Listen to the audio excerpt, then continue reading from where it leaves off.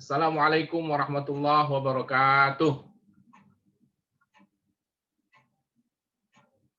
Bismillahirrahmanirrahim. Alhamdulillahirabbil alamin wassalatu wassalamu ala asyrafil anbiya'i wal mursalin wa ala alihi wa ashabihi ajmain, amma ba'du. Alhamdulillah, semoga kita semua dalam keadaan sehat walafiat. Mudah-mudahan majelis kita pada hari ini mendapatkan keberkahan Allah Subhanahu wa taala.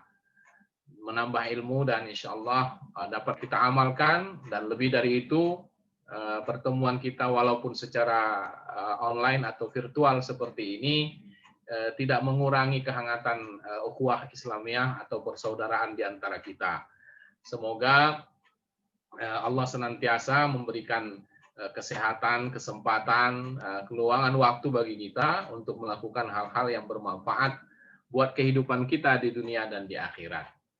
Bapak Ibu jamaah pengajian Al-Hikmah Semansa 1, Semansa Medan, angkatan 69 yang dimuliakan oleh Allah Subhanahu wa taala.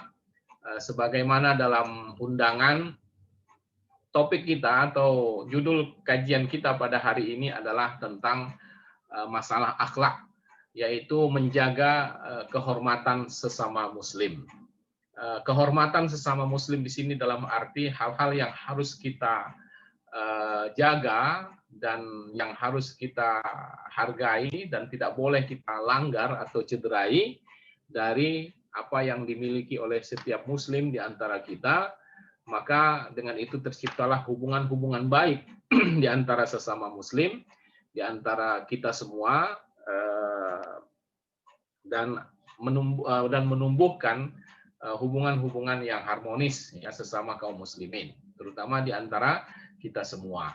Nah, kita berangkat dari ayat Allah surat Al-Hujurat ayat 12. Kita akan memahami atau kita akan berangkat dari pemahaman kita terhadap ayat ini dan bagaimana penjelasan agama tentang surat Al-Hujurat ayat ke-12 ini. Yang pertama yang perlu kita sadari ya, bahwa kita camkan bahwa agama ini sangat menjaga kehormatan masing-masing umatnya atau pemeluknya, sehingga ada batasan-batasan yang tidak boleh kita lakukan. Ada hal-hal yang tak boleh kita langgar sehingga mencederai kehormatan sesama muslim. Karena itu menunjukkan bahwa ada batas-batas yang perlu kita jaga dan itu harus kita hormati, sebagaimana yang disampaikan oleh Rasulullah SAW. Pernah diceritakan ya oleh seorang sahabat yang bernama Ibnu Umar. Suatu ketika dia melihat Rasulullah sedang melakukan tawaf di Ka'bah, mengelilingi Ka'bah. Lalu dia melihat Rasulullah ketika itu berbicara kepada Ka'bah. Jadi seolah-olah Rasulullah mengajak Ka'bah berbicara. Kata Rasulullah ketika itu, ya, ma atyabaki wa atyabari haki, ma a'zamaki wa a'zama hurmataki, walladzi nafsu Muhammadin biyadihi la hurmatul mu'min a'zamu indallahi hurmatan minki, malihi wa damihi wa anna zunna bihi illa khaira. Artinya betapa indahnya engkau, betapa harumnya baumu, betapa besarnya engkau dan betapa besarnya kehormatanmu. Tapi demi yang diriku berada di tangannya, sesungguhnya kehormatan orang Islam lebih besar di sisi Allah daripada kehormatanmu. Hartanya, darahnya harus dihormati dan tidak boleh berburuk sangka kecuali yang baik-baik saja. Inilah yang disampaikan oleh Rasulullah ketika itu, ketika beliau melakukan tawaf. Jadi Rasulullah ingin menunjukkan bahwa kehormatan kita, harta kita, darah kita, harga diri kita sebagai orang beriman, ya, atau yang lebih luas lagi sebagai manusia, maka itu lebih besar dari apapun. Sehingga tidak boleh ada tindakan atau upaya atau perilaku-perilaku yang bisa seenaknya atau melanggar hak-hak seseorang terhadap hartanya, darahnya, atau kehormatannya. Nah, itulah yang ingin ditegaskan oleh Rasulullah dalam pernyataannya ini, dan membandingkan kehormatan itu dengan kehormatan Ka'bah. Kita tahu Ka'bah itu adalah sebuah simbol atau syiar Islam yang sangat dihormati. Tidak ada boleh orang melakukan sesuatu yang menghinakan Ka'bah. Ya, misalnya ada orang yang tiba-tiba mengotori Ka'bah dan seterusnya, itu tentu tidak bagus dan akan dikecam oleh agama ini. Nah, dulu ada seorang raja yang kita tahu yang namanya Abraha, itu pernah ingin meruntuhkan Ka'bah dengan pasukan gajah gitu ya. Nah, itu yang dalam surat Al-Fil dikatakan. Lalu yang terjadi kemudian adalah Allah menghancurkannya, ya, mengirimkan burung ababil. Nah, itu artinya apa? Allah ingin menjaga kemuliaan Ka'bah. Ya, Ka'bah itu jangan sampai runtuh, karena itu menunjukkan hancurnya harga diri Ka'bah, kehormatan Ka'bah, karena dia adalah sesuatu yang harus dihormati. Ketika Rasulullah mengatakan bahwa kehormatan orang Islam, ya, seorang mukmin akan lebih besar daripada kehormatan Ka'bah, itu menunjukkan kepada kita bahwa betapa murkanya Allah lebih besar, ya, dibanding kemurkaan orang yang mau meruntuhkan Ka'bah. Ya, ketika ada orang-orang yang berusaha untuk meruntuhkan atau menghancurkan kehormatan seorang mukmin. Nah, jadi ini bukan main-main lah. Artinya menjaga kehormatan seorang muslim, ya, menghormatinya, menghargainya, tidak melakukan sesuatu yang merusak nama baiknya, itu adalah sesuatu yang perlu dan harus kita perhatikan, karena kalau kita melakukan itu berarti lebih jahat daripada orang-orang yang berusaha meruntuhkan Ka'bah. Itulah kira-kira perbandingannya. Jadi kita dapat memahami dari sini bahwa pasti apapun upaya atau langkah perbuatan yang dilakukan terhadap sesuatu yang bisa merusak kehormatan, harga diri, dan seterusnya, itu pasti adalah perbuatan yang sangat dilarang oleh agama. Nah, inilah yang bisa kita temukan, ya, di dalam Al-Qur'an, surat Al-Hujurat diantaranya, ya, ayat 12. Nah, dalam surat ini Allah menyebutkan setidaknya ada 3 larangan, ya, yang terkait dengan bagaimana hubungan kita bersama sesama muslim, ya, atau sesama manusia. Nah, yang pertama disebutkan dalam ayat ini adalah ya ayyuhalladzina amanu jitanibu katsiran minaz-dzann, ya, inna ba'dadz-dzanni ismun. Hai orang yang beriman, jauhilah kebanyakan dari berburuk sangka. Suaranya nih. Jauhilah kebanyakan dari prasangka, karena sebagian dari prasangka itu dosa. Dan janganlah mencari-cari keburukan. Yang kedua, wala tajassasu, dan janganlah mencari-cari keburukan orang. Wala yaghtab ba'dukum ba'dha, dan janganlah menggunjingkan satu sama lain. Jadi ada 3 yang dilarang dalam ayat ini, kaitannya dengan keharusan kita menjaga kehormatan sesama muslim. Yang pertama adalah menjauhi kebanyakan berprasangka. Jadi mudah sekali menyangka orang, kira-kira begitu, ya. Lalu diingatkan karena sebagian dari prasangka itu dosa. Dan janganlah mencari-cari keburukan orang, ya, menelisik, mencari tahu, kepo kalau orang bilang sekarang, ya, tapi itu hal-hal yang berkaitan dengan keburukannya. Dan janganlah menggunjing satu sama lain. Adakah seorang di antara kamu yang suka memakan daging saudaranya yang sudah mati? Ini untuk menegaskan larangan itu, bahwa betapa jahatnya perbuatan itu sampai dikiaskan dengan seperti memakan daging saudara yang sudah mati. Ya, tentu secara nurani itu adalah buruk, ya, tidak mungkin ada orang yang mau melakukan itu. Tapi kalau kita menggibah berarti sudah melakukan hal itu, gitu. Dan bertakwalah kepada Allah. Nah, dari sini kita juga bisa pahami bahwa apa yang bisa menghindarkan kita dari perbuatan-perbuatan yang 3 macam ini adalah salah satunya sifat ketakwaan kita, kehati-hatian. Ya, takwa dalam arti yang generik itu adalah berhati-hati jangan sampai melakukan kesalahan. Jadi sifat orang yang bertakwa itu artinya dia tidak nyaman kalau dia salah. Kalau dia merasa nyaman setelah melakukan kesalahan, misalnya satu di antara tiga ini, berarti itu ciri-ciri orang yang tak bertakwa. Ya, jadi itu nanti bisa kita ulas lagi. Tapi sederhananya pemahaman kita terhadap ayat ini seperti itu, ya, bahwa ketika Allah menyuruh kita bertakwa setelah melarang tiga perbuatan di atas, menunjukkan bahwa siapa yang melakukan itu berarti sudah tidak ada ketakwaan pada dirinya. Kenapa? Karena dia tidak merasa takut lagi dengan melakukan apa yang dilarang tadi. Ya, berburuk sangka, mencari kesalahan orang, atau menggunjingkan, menyebarkan keburukan orang. Nah, maka Allah menyuruh kita bertakwa karena dengan semangat takwa itulah yang bisa menghindarkan kita dari tiga hal ini. Ya, nah sesungguhnya Allah Maha Penerima Taubat lagi Maha Penyayang.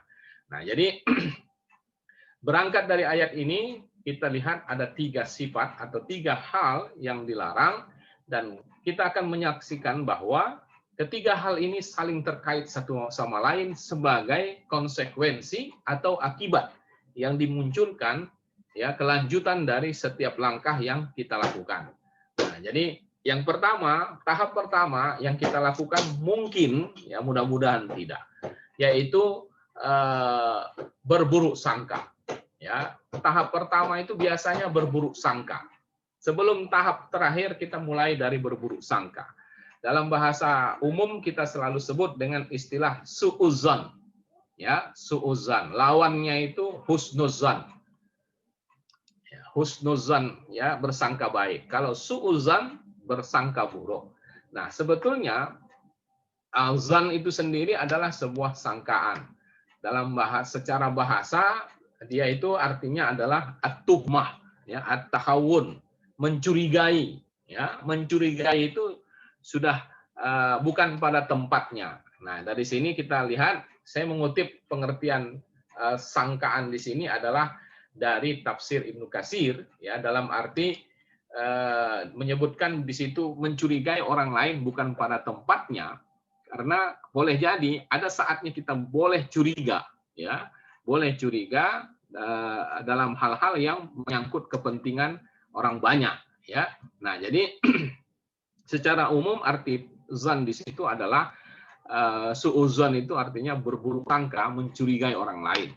Nah, agama kita ini sangat menjaga hubungan baik antar manusia, ya. Buruk sangka itu berpotensi merusak hubungan kita tadi. Ya, jadi ketika agama menyuruh sesuatu tentu dilarangnya yang sebaliknya. Nah, apa yang bisa merusak dari perintah itu tentu akan dilarang juga. Nah, dalam kehidupan kita, berburuk sangka itu bisa merusak hubungan baik. Maka itu dilarang. Karena Allah menjaga kita, Allah menyuruh kita untuk menjaga silaturahim. Jadi ada orang yang berusaha menjaga hubungan silaturahim, maka salah satu hal yang harus dia hindari itu adalah berburuk sangka itu. Ya, makanya dalam hadis tadi yang sebelumnya disebutkan di situ, dan janganlah wa annazunna bihi illa khaira, dan tidak boleh berprasangka apapun kecuali yang baik saja. Ya, itu dalam rangka menjaga kehormatan sesama muslim. Apalagi kalau sudah memiliki hubungan yang baik. Tentu ini harus dijaga, dan salah satu yang bisa merusaknya itu adalah berburuk sangka. Nah, Allah tidak melarang semua berburuk sangka karena prasangka itu yang bersandarkan pada bukti dan penguat boleh jadi diperlukan. Itu tadi sudah disinggung di atas. Makanya ayat itu hanya menyebutkan ini. Bapak bisa melihat ini saya ya, pointernya ya, ini ya, pointer komputer ini ya. Nah, jadi di sini disebutkan kasiram minazanni, ya, kebanyakan dari prasangka.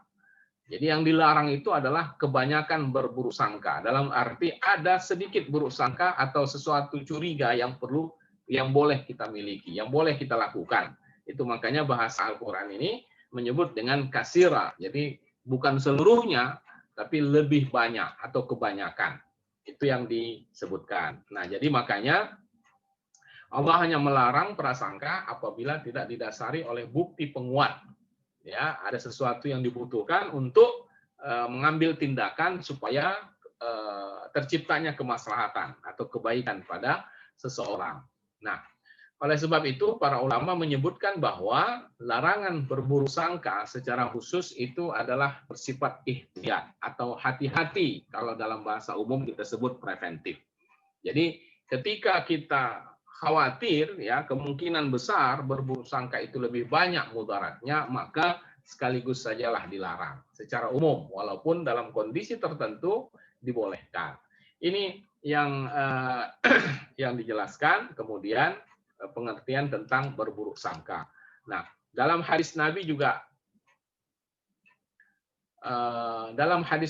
ada larangan kita berburuk sangka. Ya, iyyakum wazanna fa inna zanna akdzabal hadis. Waspadalah kalian terhadap prasangka, karena prasangka adalah informasi atau perkataan yang paling jelek. Ya, jadi ungkapan atau penilaian yang paling buruk itu adalah didasari oleh prasangka. Nah, larangan dalam hadis Nabi ini maksudnya adalah ketika dengan prasangka itu kita kemudian merealisasikannya, membenarkannya dalam tindakan kita. Misalnya begini, ketika kita misalnya mencurigai seseorang sebagai, katakanlah sebagai pencopet misalnya, lalu padahal kita tak punya bukti gitu ya, padahal kita tidak punya pengalaman sebelumnya atau informasi sebelumnya ya tentang orang itu, tapi kita melihat penampilannya, ini jangan-jangan copet, begitu kira-kira ya, atau kita mencurigainya sebagai copet, lalu itu bukan hanya dalam pikiran saja, tapi kita realisasikan dalam tindakan ya, kita pun kemudian berjaga-jaga, bersikap hati-hati seolah-olah orang itu betul-betul sudah copet. Nah, ini yang sebetulnya bisa dilarang itu ya. Kenapa? Karena kita sudah membuat orang itu menjadi buruk dalam pikiran dan tindakan kita. Nah, kalau sekedar prasangka saja, terlintas saja, tapi tidak ada tindakan, maka itu sesuatu yang wajar ya, sesuatu yang tak mungkin kita bisa hindari. Karena kadang-kadang pikiran kita ini kan suka terlintas gitu tentang seseorang, mungkin dia melakukan hal yang menurut kita tidak baik, lalu kita menyangkanya buruk.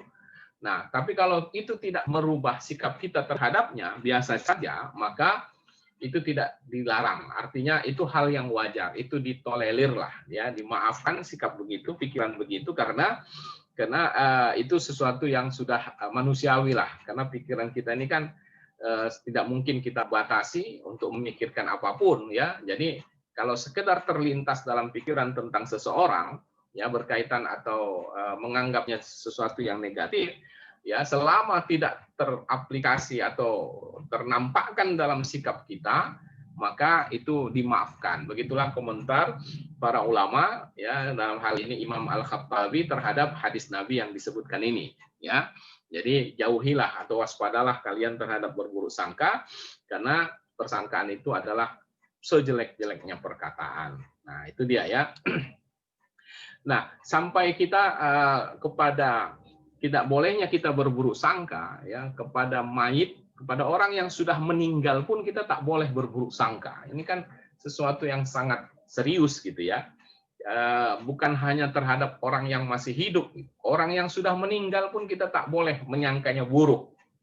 Ya, misalnya dalam hadis Nabi dikatakan sesungguhnya roh seorang mukmin itu keluar dalam keadaan berkeringat, sementara orang kafir rohnya keluar mengalir layaknya keledai.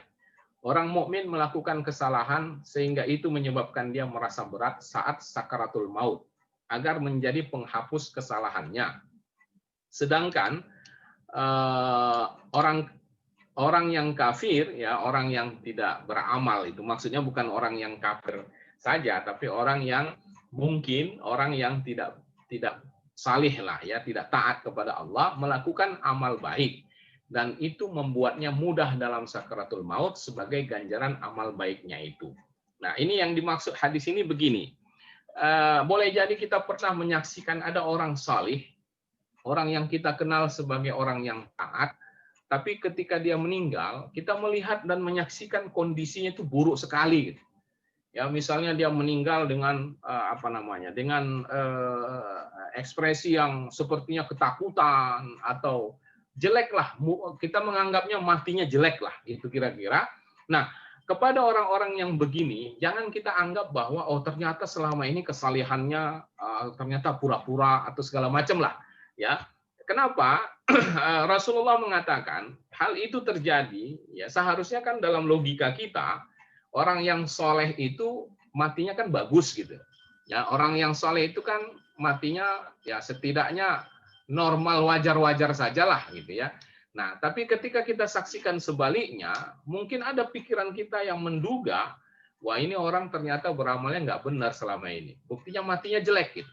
Nah, itu yang perlu kita hindarkan. Ya, kata Rasulullah, ya boleh jadi sebaik-baiknya orang, sesoleh-solehnya orang, mungkin dia pernah melakukan hal yang salah. Ya, itu sesuatu yang wajar juga gitu, logis juga. Tidak mungkin ada orang yang tak pernah salah. Lalu orang ini kemungkinan mengalami kesulitan dalam sakaratul maut itu atau untuk menghapus kesalahan yang pernah dia lakukan itu. Sehingga begitu dia meninggal, tidak ada lagi kesalahan yang perlu dipertanggungjawabkannya. Allah sudah hapuskan dosanya karena disulitkan Allah kematiannya. Itu kepada orang yang saleh. Begitu juga sebaliknya.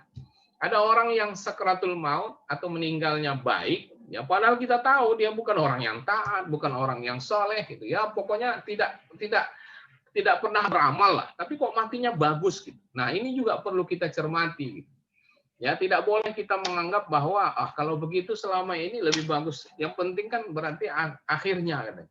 Ya, jadi percuma aja itu yang kemarin yang soleh matinya jelek. Nah, itu artinya kita sudah berburuk sangka. Itu yang tidak boleh ya. Kenapa? Karena orang yang jahat pun tidak mungkin sepenuhnya hidupnya buruk. Ya, pasti ada dia pernah melakukan kebaikan. Nah, untuk itu Allah memberikan kenikmatan lah ya, sehingga apa yang dia lakukan itu sudah Allah balas duluan, kebaikan di dunianya itu. Ya, kenapa? Karena lebih banyak buruknya yang harus dia pertanggungjawabkan. Nah, dari sinilah kita pahami bahwa apapun terhadap seseorang, bahkan ketika orang sudah meninggal sekalipun, kita sepatutnya mendoakan dia kepada hal-hal yang baik. Walaupun kita tahu dalam pandangan kita selama ini dia adalah orang yang tidak baik. Jadi kalau misalnya kita ditanya tentang si A begitu ya, bahwa apakah dia orang baik atau tidak, maka kita bisa berdoa kepada Allah. Misalnya dengan kata-kata semoga dia baik. Ya, itu kalimat-kalimat yang sifatnya mendoakan sehingga kita tetap bersangka baik terhadap seseorang bahkan ketika dia sudah meninggal sekalipun. Nah, itulah yang selalu kita ucapkan. Misalnya kalau ada kabar orang meninggal, kita selalu mendoakannya husnul khatimah, ya kan? Husnul khatimah, artinya mudah-mudahan dia meninggalnya dalam keadaan yang baik. Nah, itu menunjukkan bahwa kita menyangkanya baik, dan itu sangat dianjurkan oleh agama. Tidak ada yang percuma dari ucapan kita terhadap orang yang meninggal dengan mendoakannya husnul khatimah. Ada sebagian orang yang menurut saya, ya ini menurut saya, itu hal yang saya anggap saya anggap berlebihan lah ya, mengatakan begini, kalau orang sudah meninggal itu buat apa didoakan lagi husnul khotimah, kan sudah selesai begitu ya kan sudah selesai, tentu udahlah, kan udah jelas dia husnul khotimah atau tidak. Nah, ini yang perlu kita clearkan kalau menurut saya. Kenapa? Karena tidak ada yang tahu di antara kita bahwa seseorang itu husnul khotimah atau tidak, ya kan? Walaupun sudah prosesnya selesai, artinya ketika dia mengakhiri kehidupannya, dicabut nyawanya, sudah adalah keputusan bahwa dia itu husnul khotimah atau tidak. Tapi kan kita tidak tahu gitu. Itu kan semua dalam ilmu Allah. Ilmu Allah itu artinya hanya Allah yang tahu gitu. Nah, oleh sebab itu sesuatu yang tidak kita ketahui selama dalam kehidupan kita, itu kan selalu kita bermohon agar diberikan kebaikan. Artinya, tidak mengapa kalau setelah pun orang meninggal dunia, kita mendoakannya dengan husnul khatimah, dalam rangka bersangka baik itu dan sekaligus mendoakannya. Mudah-mudahan itu menjadi husnul khotimah buat dia. Jadi sesuatu yang tidak melanggar atau tidak ada hal yang dilanggar sebetulnya dalam ketentuan agama ketika seseorang walaupun sudah meninggal berdoa agar diberikan husnul khatimah. Ya, jadi kenapa? Karena kita tidak tahu. Karena kita tidak tahu itulah maka kita berdoa. Ya, kecuali kalau kita sudah tahu ada informasi Tuhan kasih tahu, si fulan yang meninggal kemarin itu bukan husnul khotimah. Ya udah, kalau memang begitu kita bolehlah kita berkata tidak perlu doakan lagi karena sudah jelas tidak husnul khotimah. Tapi kan kita bukan rasul yang mendapat info dari Tuhan gitu ya. Nah, sama dengan seperti rezeki lah. Rezeki itu kan sudah ditentukan oleh Allah. Jadi buat apa berdoa lagi? Harusnya begitu gitu. Ya kan? Mbak, sama dengan umur. Umur kan sudah ditetapkan Allah. Ya, kenapa mesti berdoa lagi panjang umur? Nah, itu kan menunjukkan karena kita memang tidak tahu seberapa porsi rezeki kita, seberapa panjang umur kita, maka kita berdoa kepada Allah, mudah-mudahan kita diberikan umur panjang, diberikan rezeki yang berkah dan sebagainya. Dan itu dalam rangka berbaik sangka kepada Allah. Jadi itu lebih utama lagi. Nah, kepada orang juga begitu. Jadi ini sekedar tambahan bahwa kadangkala ada orang-orang yang sering sekali bukan sering ya, kadangkala dia memahami itu secara parsial, ketentuan-ketentuan itu tidak melihat secara keseluruhan. Ya, memang kita kalau secara logis ya orang kalau sudah meninggal sudah jelas posisinya husnul atau tidak gitu ya. Tapi itu kan kita tidak tahu, maka karena kita tidak tahu itulah kita wajar mendoakan dia agar diberikan husnul khotimah ya, sesuatu yang merupakan doa, mudah-mudahan dia mendapatkan posisi yang diridhoi oleh Allah dengan baiknya dia dalam kematiannya. Nah, ini dalam rangka husnul khotimah. Baik. Nah, bagaimana cara kita untuk agar orang tidak berburuk sangka? Ini yang menarik sebetulnya ya. Kita ini kan kadang susah, memang tidak bisa mengatur tindakan orang terhadap kita. Orang mau menyangka kita apa, kan nggak bisa juga kita atur pikirannya gitu. Tapi setidaknya kita bisa meminimalisir, ya, supaya orang jangan mudah atau menimbulkan dugaan-dugaan dalam pikiran orang. Nah, ada sebuah nasihat dari Umar bin Khattab, ya, kata Umar bin Khattab dalam hal ini, man wadda'a nafsahu mawadi'at tuhmah fala yalumanna man asa'a dzanna bih. Siapa yang menempatkan dirinya di tempat yang mencurigakan atau tempat rawan fitnah, maka jangan salahkan orang yang berburuk sangka kepadanya. Jadi artinya gini, ketika kita memang tidak bisa mengatur pikiran orang, maka kita hanya bisa menjaga diri supaya pikiran orang tidak kemana-mana terhadap kita. Nah, inilah yang dimaksud oleh Umar bin Khattab sebagai situasi yang rawan fitnah itu. Jadi, kita jangan melakukan hal-hal yang bisa menimbulkan prasangka orang. Itu prinsipnya. Yang pertama. Nah, kalau sudah itu terjadi, kalau itu sudah terjadi, misalnya kita melakukan sesuatu atau berada di suatu tempat yang rawan fitnah. Misalnya, dia pakai peci, pakai baju koko gitu ya, kemudian jalan ke tempat-tempat yang tidak pantas lah, misalnya ke diskotik gitu, misalnya itu kalau ada gitu ya. Nah ini kan rawan fitnah, ini ngapain nih Ustadz ini main-main ke diskotik gitu ya. Nah yang kita tahu dia selama ini khutbah atau ceramah di mana-mana, tiba-tiba dia main ke situ, itu kan rawan fitnah buat dia ya. Rawan fitnah buat dia. Nah, kalau yang begini-gini nih, bagaimana kalau sempat terjadi? Maka ikutilah langkah berikutnya, seperti yang diceritakan oleh sahabat tentang Rasulullah. Jadi, ketika misalnya ada orang yang sudah berburuk sangka atau menduga kita sesuatu, maka inilah yang harus kita lakukan. Jangan biarkan. Apa yang harus kita lakukan? Nah, suatu ketika ada seorang istri Rasulullah yang bernama Safiyah. Ya, Safiyah istri Rasulullah ini pernah bercerita, suatu malam Nabi beriktikaf di masjid, lalu aku datang mengunjungi beliau. Setelah selesai ngobrol dengan Nabi, aku berdiri dan hendak pulang. Beliau pun berdiri untuk mengantarku. Nah, jadi ketika sudah selesai, istri Nabi ini kan orangnya kan tertutup, ya, tertutup, tidak terlihat wajahnya oleh sahabat-sahabat. Tidak mudah lah, dan kalau berbicara dengan istri Rasul sendiri harus pakai hijab, ya, ada pembatas. Nah, tentu mereka tidak melihat siapa yang bersama Rasulullah itu. Nah, tapi yang jelas itu perempuan. Ketika Nabi mau mengantarkannya ke depan pintu masjid, dia tiba-tiba lewat 2 orang laki-laki Ansar. Ya, mereka melihat Nabi, mereka tiba-tiba mempercepat langkahnya. Nah, Nabi mempunyai firasat. Nabi punya firasat tentang itu. Ini pasti dalam pikiran orang ini sudah ada macam-macam gitu. Nah, maka Nabi memanggilnya. Ya, memanggil sahabat tadi, ayo perlahankan langkah kalian. Jangan cepat-cepat, sini dulu. Ya, ini sebetulnya adalah istriku, Safiyah binti Huyai. Nah, artinya Nabi kemudian menjelaskan gitu. Ya, mengklarifikasi apa yang sudah menjadi kemungkinan dugaan mereka tadi. Maka kata mereka, subhanallah ya Rasulullah. Artinya itu menunjukkan bahwa memang mereka sudah menyangka macam-macam.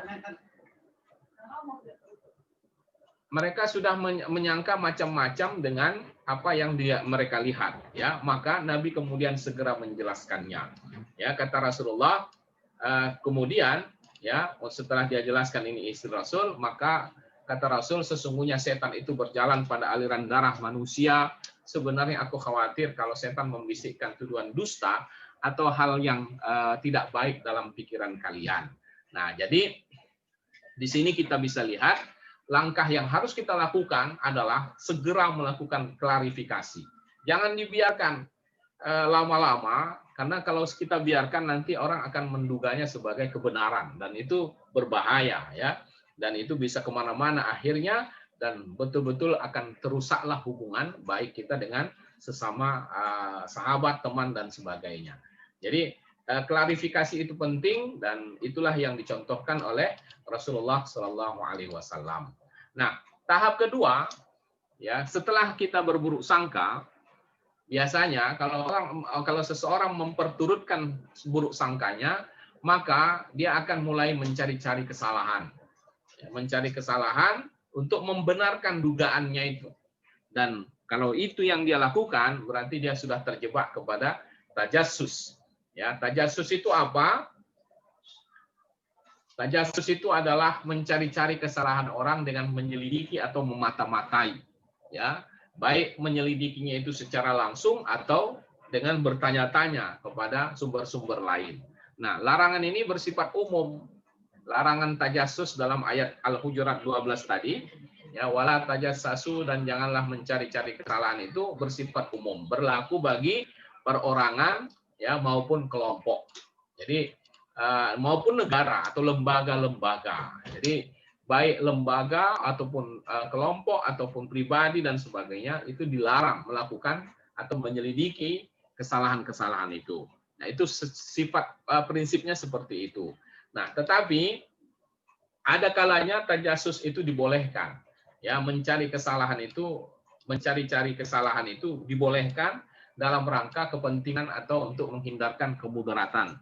Misalnya spionase terhadap musuh negara itu biasa dilakukan. Di dunia Islam sendiri ada, ya, orang-orang yang memang tugasnya sebagai spionase demi menjaga keselamatan negara. Kemudian mengantisipasi kejahatan-kejahatan sosial, ya, pencurian, perampokan, aksi teroris dan sebagainya. Itu pada prinsipnya dibolehkan kita menyelidiki, ya, orang-orang tertentu, mengamati, kemudian mengambil tindakan-tindakan untuk diambil tindakan. Kemudian membasmi penyakit sosial di masyarakat. Ya, itu bisa melakukan tajassus. Ya, kita sebelumnya mendapatkan informasi bahwa di tempat itu telah terjadi misalnya praktek perzinahan, maka kita diam-diam, ya, mengintai, betul nggak, gitu ya. Jangan pula kita yang masuk ke situ, malah kita yang terjebak, tidak. Artinya kita mengamati supaya bisa diantisipasi apa langkah yang mau dilakukan.